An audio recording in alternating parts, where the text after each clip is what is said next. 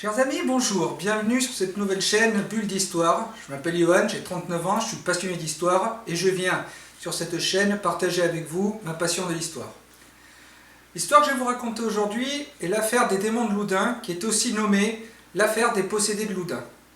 C'est une chasse aux sorcières lancée par le cardinal de Richelieu contre un prêtre catholique dans les années 1630, ce prêtre catholique se nommant Urbain Grandier. Il a été accusé d'avoir pactisé avec le diable et il a vu son nom évoqué par les sœurs du couvent des Ursulines de Loudun qui étaient possédées par le démon.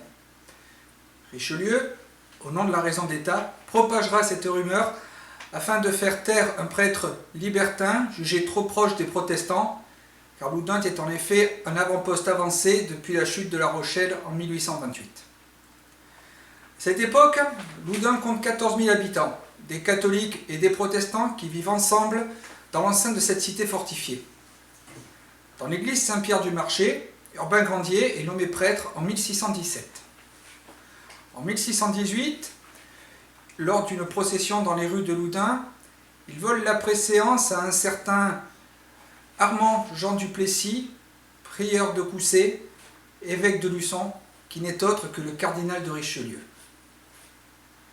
Des années plus tard, dans la nuit du 21 septembre 1632, dans le couvent des Ursulines à Loudun, la mère supérieure, Jeanne des Anges, la sous-prieure, sœur Colombier et sœur Marthe de Sainte-Monique reconnaissent et aperçoivent l'ombre du prieur Mousseau, leur confesseur, qui était mort quelques années plus tôt, en juin 1631. La mère supérieure, Jeanne des Anges, demande à Urbain Grandier de devenir le confesseur du couvent. Celui-ci refuse. Suite à ce refus, peut-être par jalousie, la mère supérieure dit qu'elle fait des rêves impudiques avec le curé alors qu'elle ne l'a jamais vu. La folie gagne ensuite les 14 autres sœurs. Les nuits suivantes, elles assurent voir le même fantôme. Elles cessent de s'alimenter, se mettent à courir à demi-nues sur les toits du couvent et à grimper aux arbres malgré les intempéries. Le 11 octobre, elles affirment reconnaître Urbain Grandier en ce même fantôme qu'elles accusent d'obscénité, d'attitude lascive et de tentative d'attouchement sexuel, ainsi que de les avoir ensorcelés avec des roses muscades. La mère supérieure affirme avoir été abusée par le fantôme d'Urbain Grandier. Ce curé compte des ennemis dans cette ville pour ses rapports cordiaux avec les protestants. Il est accusé par le vicaire de l'église Saint-Pierre, Gervais Méchin, Martin Bouliot, ainsi qu'une soixantaine de témoins parfaitement sûrs. Ces témoins affirment que le curé a fait de l'église Saint-Pierre un temple d'amour où sont pratiqués l'adultère, l'inceste, sacrilège et autres infamies dans l'église près du Saint-Sacrement à toute heure du jour et de la nuit. Les accusations ont été faites par les ennemis du prêtre. En effet, Urbain Grandier avait publié un pamphlet violent contre Richelieu qui se nommait Lettre de la Cordelière de la Reine-Mère à M. Barabas. Il plaidait également contre le célibat des prêtres. On lui prête un mariage d'ailleurs dans lequel il aurait eu un triple rôle, à savoir celui d'époux, de témoin et de célébrant. En outre, il s'opposait à la destruction des murailles lancées par Louis XIII et le cardinal de Richelieu. Effectivement, la ville de Loudun abritait un grand nombre de protestants qui pouvaient garder des places fortes suite à l'édit de Nantes. Le curé était très tolérant et ses critiques jouèrent contre lui. Urbain Grandier se heurta avec un magistrat de Bordeaux qui avait été envoyé pour surveiller l'avancée des travaux, Jean Martin, baron de Laubardemont. Par ailleurs, Richelieu faisait construire sa ville toute proche, et Urbain Grandier voulait empêcher le transfert vers cette ville du grenier à sel de Loudun, et cela entravait donc le développement harmonieux de la ville de Richelieu. On voit donc que ce curé s'était fait de nombreux ennemis qui étaient assez dangereux. Le père Mignon, un capucin, qui avait été nommé confesseur des sœurs après le refus de Grandier, le principal conseiller occulte du cardinal de Richelieu, un chanoine illuminé de la paroisse de Saint-Jacques de Chinon, et le curé Pierre Barré procédèrent à de nombreux exorcismes sur les sœurs, d'abord discrètement, puis en public. Ces séances d'exorcisme attiraient une foule de curieux qui pouvaient venir comme on peut venir au spectacle, car en effet, voir des sœurs qui prenaient des poses lascives et étaient à moitié nues et qui blasphémaient, cela devait être digne d'être vu. Les auberges étaient pleines de curieux et ces gens restaient plusieurs jours, car en effet ils se murmuraient dans les rues de la ville que les sœurs avaient été vues en train de voler. Les curieux qui venaient pour voir ça en quête de sensationnel, ne voyant pas les sœurs voler, se montraient déçus. Mais les aubergistes les rassuraient en leur disant « Elles n'ont pas volé aujourd'hui, elles voleront sûrement demain ». Pour ces exorcismes qui durèrent plusieurs mois et même certains plusieurs années, on chercha un pacte avec le diable signé par Urbain Grandier. On tenta même de trouver une marque du diable sur le corps même des sœurs, qui furent pour cela mises à nu et rasées. On tenta même de trouver une zone insensible sur leur corps, qui était une preuve du contact avec le démon. En effet, un livre écrit en 1580 par Jean Bodin, le célèbre savant et jurisconte angevin, La démonologie des sorciers, faisait autorité dans ce domaine en ce début du XVIIe siècle. Il était dit en effet dans ce livre qu'en cas de possession démoniaque, il fallait chercher un point d'insensibilité par lequel le ou les démons pénétraient dans le corps de leur victime. Ainsi, si une aiguille enfoncée dans ce point ne provoquait ni souffrance ni saignement, le prêtre exorciste avait la preuve de cette possession.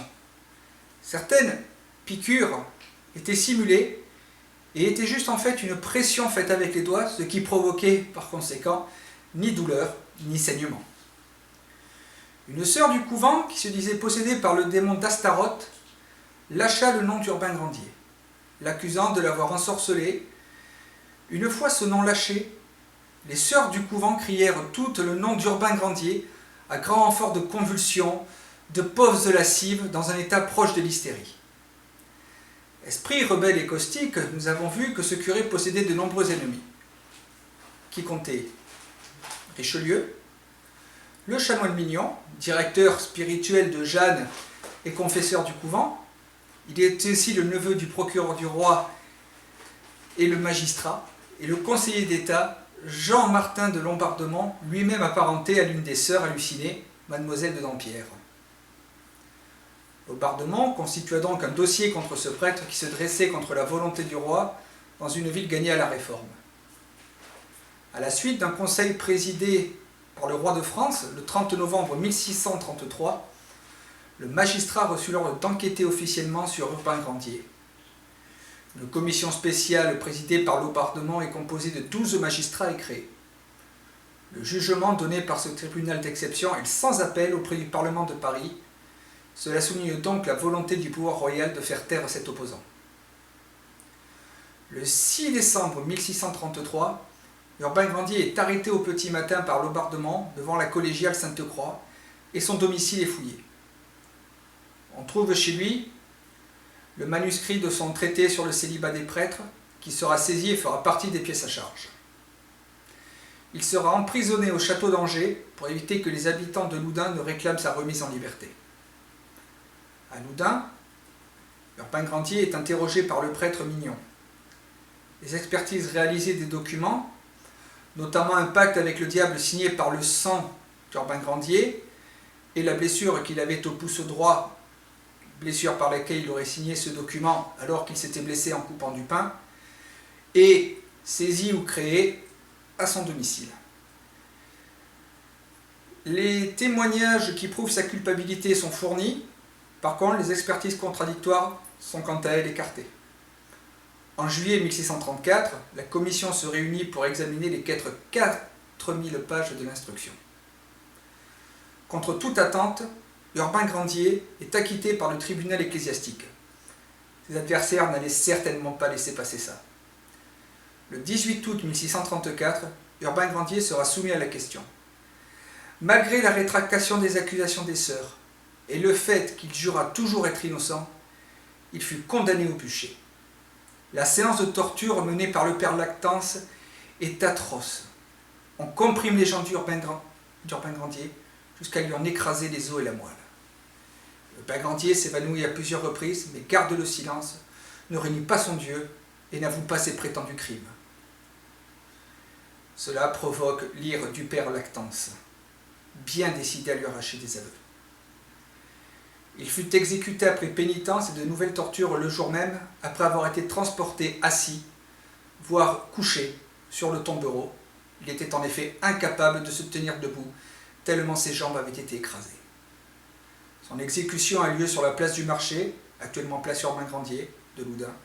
Il est assis sur un siège en fer qui est placé au milieu du bûcher. Son siège en fer est levé plus haut que la normale pour que tout le monde puisse voir l'agonie du curé.